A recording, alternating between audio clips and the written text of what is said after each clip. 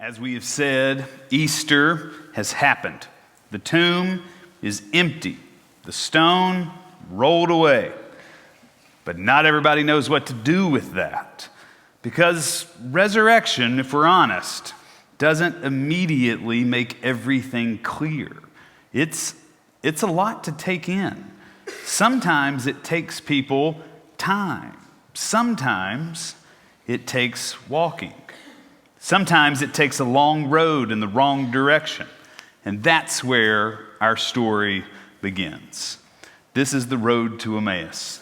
And we've got disciples who are leaving, walking away from Jerusalem, away from the place where everything just fell apart days ago, away from the hope that they once believed in. They're replaying the events in their mind. They're turning it over in their souls, trying to make sense of the details. And eventually, they do return back to Jerusalem. But how they get to that decision, that's what this story holds for all of us. Scripture tells us in verses 15 and 16, while they were talking and discussing, Jesus himself came near and went with them. But their eyes were kept from recognizing him.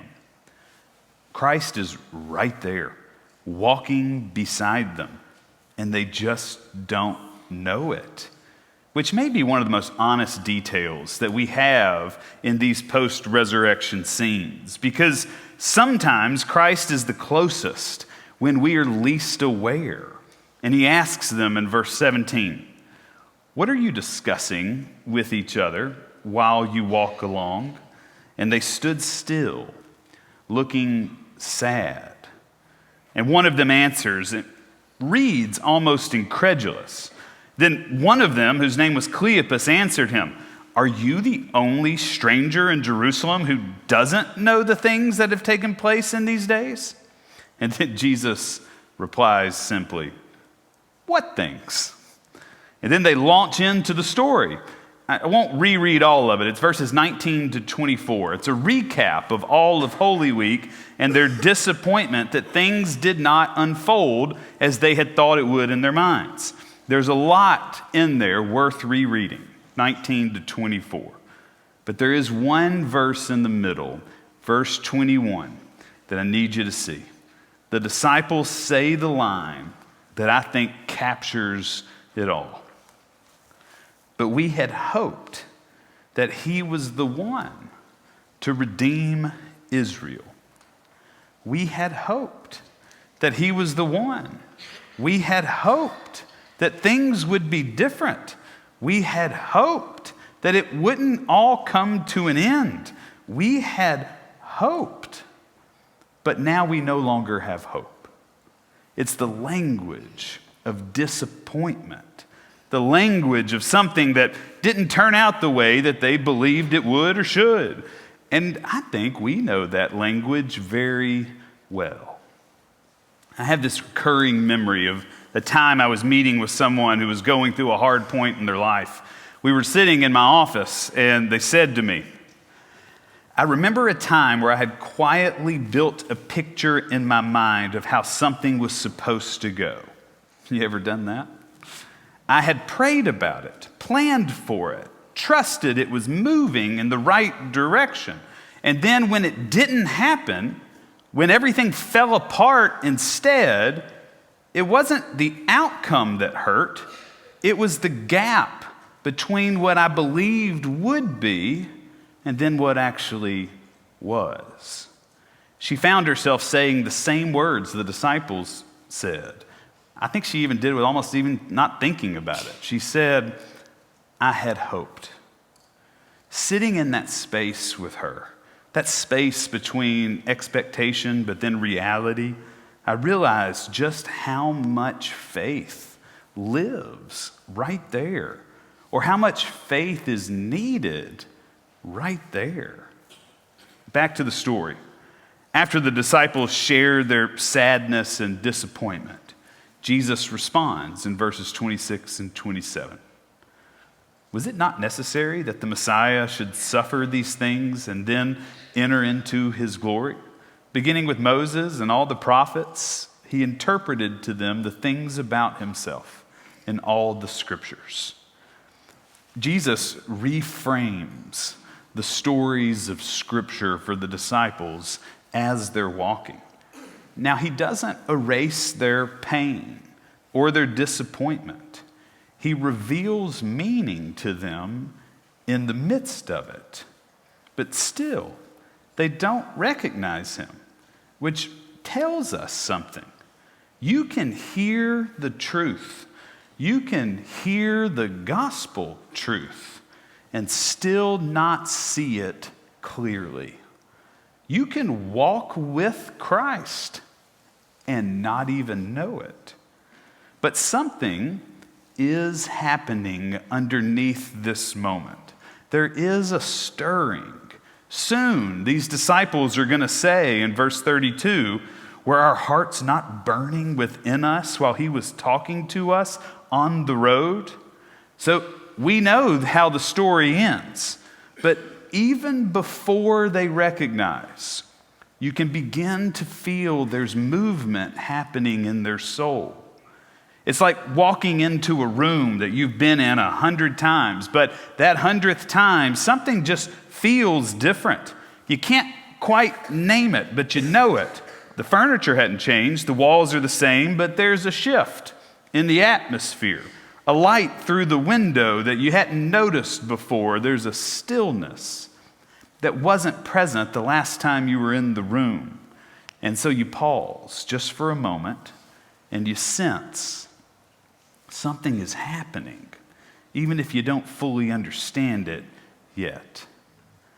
I believe that's exactly how resurrection is working in your life right now. Even before recognition, there is movement. You may be here today feeling like nothing is stirring. You don't recognize a single thing in your spiritual life. But even before recognition, there is movement. Look what happens in Scripture when they reach the village where they're headed. Scripture says this in 28 and 29. He walked ahead as if he were going to go on, but they urged him strongly, saying, "Stay with us," because it was almost evening. The day was nearly over. That phrase, that oomph that you hear, that "don't leave me yet," that "stay with us," that's the turning point. Resurrection often becomes visible when we choose to remain open to it, when we make space for the unknown. And in Scripture, that's when Jesus decides to stay. He accepts the invitation for more, and then they all sit at the table together. And then, I just think this is a beautiful picture of resurrection, verses 30 and 31. When he was at the table with them, he took bread, blessed, and broke it, and gave it to them. Then their eyes were opened, and they recognized him, and he vanished from their sight. It all happens in the breaking of the bread. Not on the road, not in the explanation, but at the table. And then suddenly, everything looks different for the disciples. The road was not empty. The conversation was not ordinary. The stranger was never just a stranger. Resurrection was there all along in every one of those spaces, building up to the moment at the table. They just couldn't see it yet. And they say to each other in verses 32, "Were not our hearts burning within us while he was talking to us on the road, while he was opening Scripture to us?" And then immediately they get up and they go home. Verse 33, that same hour they got up and returned to Jerusalem, and they found the 11 and their companions gathered there. They turned around. And this is at the end of the day, middle of the night, because resurrection will do that to us. It will redirect us. It'll send us back to the very places that we thought we were supposed to leave, but now we return with new eyes. Not to relive what we just went through back there, but to be and to transform that space into something new. I've got a personal story. I have felt this in my own life. There was a season recently in my life where I needed to distance myself from something. It was a conversation that had grown just too heavy to carry. Stepping away from it felt very necessary. It felt like retreating was the only way really forward. I wish I could tell you the full story. It would be very cathartic for me, but it would take way too long in the room. Let's just say I got really defensive about something, and I met the moment with the same energy that was being delivered to me. And I recognize I'm a professional wordsmith. I said things that were not untrue, but they were not kind either. So after apologizing, I stepped back, created space. I walked my own version of the road to Emmaus, trying to make sense of what had just been lost and what now might be possible moving forward. And for a while, I was convinced that moving on meant remaining distant. But over time, slowly, almost quietly, something began to shift.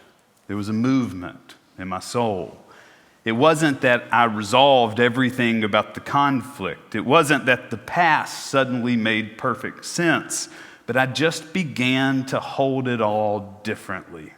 The sharp edges softened. The story widened. What once felt like an ending began to feel more like a chapter within a larger book. That conversation initially caused a rift in a relationship, and my response was to create the separation needed to maintain order. But eventually, I'm finding myself returning, not to relive the pain of that conversation, but to re-engage it, to transform it, to have a conversation I couldn't have had before, to offer now into the space a kind of grace that I didn't quite behold back then, to stand in a space that once held tremendous pain and realize it no longer holds it that way for me anymore. Now, nothing outward dramatically changed, but inward, I've changed, and that has made all the difference. And maybe this is what life after death looks like for us. It's a recognition in hindsight, moments where we look back and we say, Christ was there with us, walking that road with us. He was right there in the conversation, softening the edges. Christ was there. In that season of uncertainty, Christ was there. Christ has been walking, listening, holding with me the whole time. Even when I didn't recognize it, there was movement under the fact that I didn't even recognize it. This matters because so much of life is lived on this road to Emmaus. We're all on it. We are all traveling these ordinary, uncertain, broken roads. And we assume resurrection must look dramatic. But more often, it looks like this: a presence that we just didn't quite notice at first, a truth that finally begins to take shape, a table that becomes so holy without warning because we broke bread together. Resurrected life is discovering that it's in the ordinary that we experience the extraordinary. So the invitation is this: pay attention to the road that you are on. Listen for what is stirring within you. Make space. Say, in whatever way that you can, stay with us. Because resurrection is not just something that happened then. It is something that is always happening, even now. helping you become something new. And one day, maybe slowly, maybe suddenly, our eyes will open and we will recognize that presence that was there all along. And we'll say, our hearts are burning. And then we'll return to the thing that has caused us pain. And we'll be ready this time to move from death to life. There's one more thing I wanted you to see in this text. The disciples were just walking away. You could argue they were walking in the wrong direction. You may be doing that right now in your spiritual life. You may just be leaving, walking away. Not once in this story does Christ feel that distance from them. Christ is walking with you, even when you walk away. Resurrection is always right behind you, even when you're trying to get away from it. There is power in this. It reminds us all there is a chance for resurrection for every one of us.